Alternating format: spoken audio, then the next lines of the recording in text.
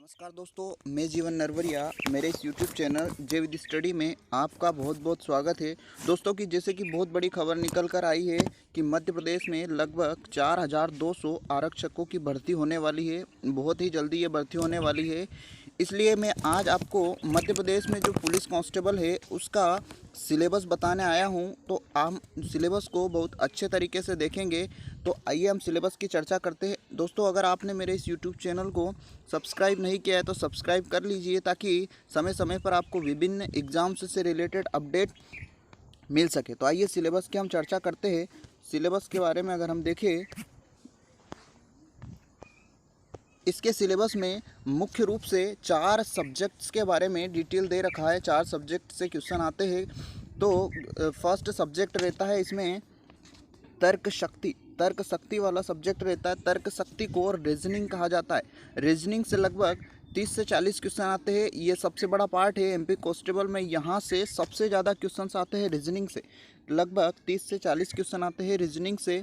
Reasoning में जैसे कि ब्लड रिलेशन हो गया, वेन डायग्राम हो गया, और अलग अलग प्रकार के लगभग 15 टॉपिक इंपॉर्टेंट होते हैं रीजनिंग के।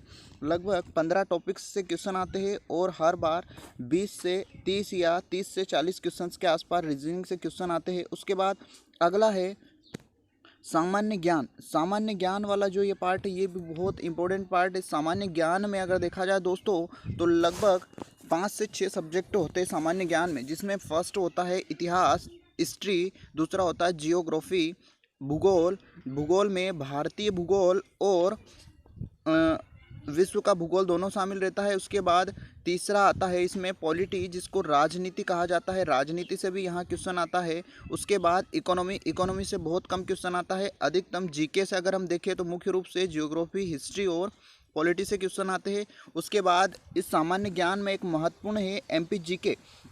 यहाँ से बहुत क्वेश्चन पूछे जाते हैं, क्योंकि मध्य प्रदेश की आरक्षक भर्ती रहेगी तो एमपी जीके के क्वेश्चन यहाँ ज़्यादा आने के चांसेस है। उसके बाद सामान्य ज्ञान में करंट अफेयर भी आता है। तो सामान्य ज्ञान में आप याद रखिए मुख्य रूप से एमपी जीके, इतिहास, भूगोल, उसके बाद राजनीति जिसको संविधान कहते हैं, और इकोनॉमिक्स या अर्थशास्त्र आता है, और करंट अफेयर भी यहाँ पर मुख्य रूप से ध्यान दीजिएगा।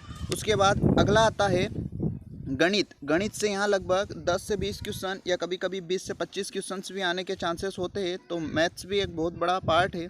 तो 20 से 30 क्वेश्चन गणित से आते हैं। उसके बाद आता है विज्ञान। तो विज्ञान से भी यहाँ लगभग 10 से 20 क्वेश्चन आते हैं।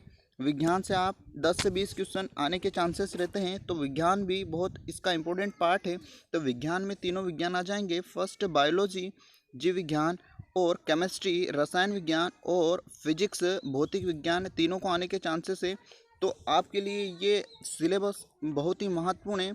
अगर आपको किसी भी एग्ज़ाम्स की, ना ही मैं केवल इसकी बोल रहा हूँ कि केवल आरक्षक में, आपको किसी भी प्रतियोगी परीक्षाओं की तैयारी करनी है तो आपके लिए सिलेबस बहुत ही महत्वपूर्ण होता है। तो मध्य प्रदेश में तर्क शक्ति, सामान्य ज्ञान, गणित, विज्ञान, ये मध्य प्रदेश आरक्षक भर्ती के लिए महत्वपूर्ण सिलेबस है। तो इन सब्जेक्ट को आप बिल्कुल ध्यान में रखिए और तैयारी करिए।